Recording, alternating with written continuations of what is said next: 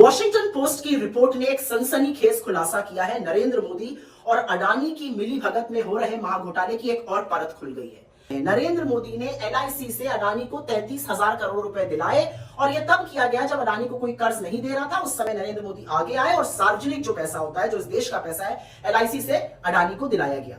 ये जो सारा प्लान है 33,000 करोड़ रुपए एलआईसी से अडानी को दिलवाने का, इसकी रूपरेखा, इसका जो प्लान, इसकी जो योजना थी, वो वित्त मंत्रालय के डिपार्टमेंट ऑफ फाइनेंशियल सर्विसेज और नीति आयोग ने तैयार करी। इसका अप्रूवल वित्त मंत्रालय ने दिया और प्लान ये बना कि करीब करीब 28,600 करोड़ रुपए अडानी के कॉर्पोरेट बॉन्ड्स में डाले जाएंगे और करीब 4,200 करोड़ रुपए अडानी की कुछ कंपनीज में हिस्सेदारी बढ़ाने के लिए एलआईसी डालेगा। एक बात याद रखिएगा, ये वो कंपनियां इनमें से कुछ जिसमें इंटरनेशनल रेटिंग एजेंसी फिच जैसी एजेंसीज ने BBB- की रेटिंग दी है, जो कोई निवेशक हाथ नहीं लगाता है।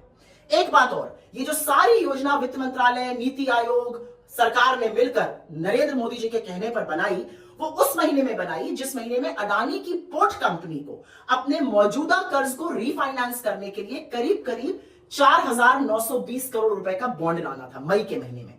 और 30 मई को अडानी ने खुलकर कहा कि एक ही निवेशक एलआईसी ने सारे बॉन्ड में निवेश कर दिया। 4,920 करोड़ का इन्वेस्टमेंट एक निवेशक एलआईसी ने किया और किसी ने छुआ भी नहीं। तो डीएफएस या जो डिपार्टमेंट ऑफ फाइनेंशियल सर्विसेज है या वित्त मंत्रालय है या मोदी सरकार, इन्होंने ऐसा क्यों किया? दस्तावेज में साफ साफ लिखा है, अडानी में विश्वास जताने के लिए, बाकी निवेशकों को प्रोत्साहित करने के लिए कि वो अडानी में निवेश करें। लेकिन सबसे बड़ी विडंबना और सबसे गौरतलब बात यह है कि डीएफएस, वित्त मंत्रालय, अच्छी तरह से जानता था कि अडानी में निवेश करना जोखिम भरा काम है और दस्तावेजों में साफ लिखा हुआ है कि अडानी के सामने चुनौतियां सिर्फ अमेरिका में ही नहीं, अमेरिका से बाहर हैं। उन चुनौतियों में इजराइल की हाइफा एयरपोर्ट में जहां पर अडानी के खिलाफ प्रदर्शन हो रहा था, विरोध हो रहा था, उसका उल्लेख है। उसमें उल्लेख है कि कैसे 47,000 करोड़ रुपए से ज्यादा एलआईसी को नुकसान हुआ अडानी में इन्वेस्ट करने में।